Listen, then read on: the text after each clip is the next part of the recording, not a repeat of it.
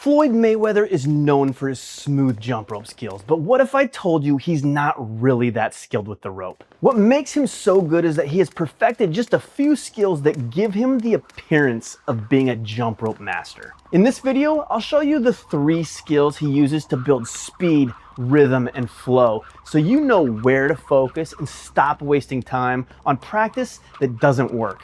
Let's jump in. What makes this first skill so valuable is it allows you to jump rope for much longer by giving one leg a brief rest as you shift your weight. It also allows you to find a smooth rhythm, giving you that effortless look. This is the boxer skip, and it should ultimately be your main footwork that you use. Another option that I would place at the same level of importance is the alternate leg footwork. This is simply picking up one foot at a time in a jogging in place motion. A big mistake beginners make here is kicking their feet backwards instead of raising them straight up. Both of these footworks are staples among boxers and allow you to play with different tempos and patterns, making basic jumping look a lot more impressive. While the boxer skip is like an active rest, allowing you to jump for much longer, the alternate leg is key for allowing you to build max speed. This raises the intensity of your workouts and helps you build incredible stamina. It's also important to combine this one with one of the following skills I'll talk about shortly.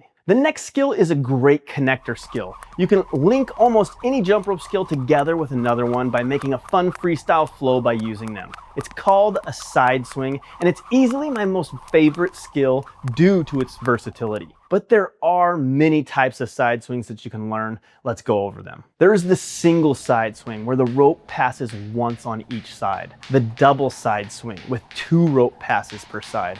A side under where it's one single side swing followed by jumping the rope again.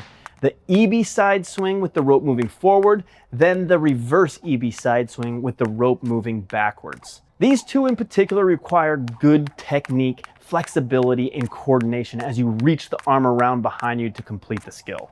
Then you have arm wrap side swings. These are fun because they help buy you a little more time before the jumps so you can transition to more difficult footwork like 180 and 360 degree combination. But if you try to do all those, you're gonna end up looking sloppy. So where should you start? I recommend starting with the basic single and double side swing.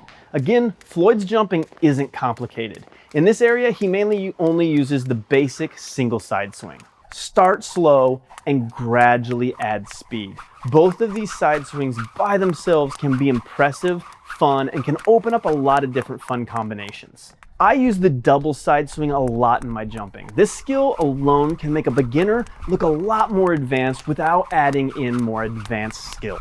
But it's important to note that you'll never master any of these skills if you don't make sure you first do this. You need to master the basics. This is what separates high-level jumpers from struggling beginners. If you want to eliminate struggles and fast track your learning, I have more ways to help you linked down below. Next up is by far the most famous jump rope skill among boxers. If you can perform this skill at high speeds and keep it smooth, this one alone can take you to Floyd Mayweather status. I'm talking about the crisscross. When you see someone who has mastered this skill, it quickly becomes obvious they know what they're doing. It requires speed, finesse, and perfect technique to perform it over and over without tripping. Not this. So how do you get there? What will make learning the crisscross easy is first, practicing slow. You have to break it down into just a few jumps to start.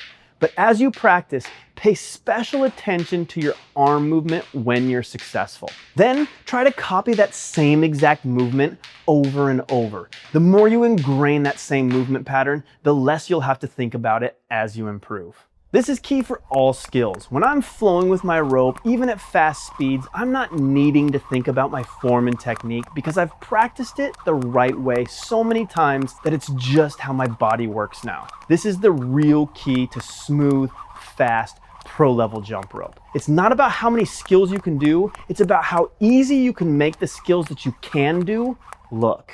The problem is most beginners and even intermediate jumpers haven't learned the right way, which ultimately holds them back from reaching the smooth jumping they really want. So the first thing you want to do is build a solid foundation of the basics. But what are they? It includes form and technique, learning to size your rope properly, avoiding mistakes and injuries, understanding how to identify what's causing your trips, because otherwise you're stuck. You need to know what rope to choose because they aren't all made equal, and know how to practice to develop key skills. But you also need to do this in a specific order so that you don't end up building a bunch of bad habits that you then have to go back and spend a bunch of time fixing. I see this happen over and over. That's a lot to take in, but there is an easier way, and I have two options for you. First, I developed a proven step-by-step jump rope system that helps you learn the right way much faster. You can check it out, link down below. Or you can watch this video, which will show you some key basics that will help you level up fast if you put them to action.